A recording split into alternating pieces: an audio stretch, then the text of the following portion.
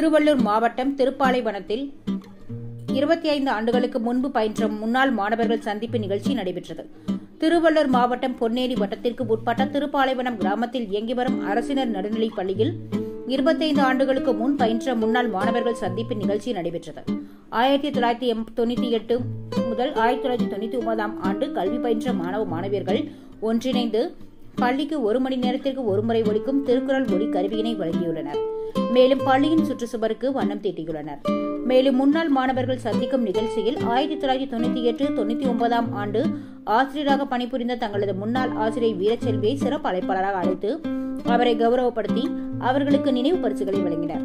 ஆசிரியர் வீரச்செல்வி பேசும்போது மீண்டும் தன் முன்னாள் மாணவர்களை சந்தித்ததில் மகிழ்ச்சி அடைகிறேன் எனவும் மகிழ்ந்து அனைவரையும் வாழ்த்தி பேசினார்.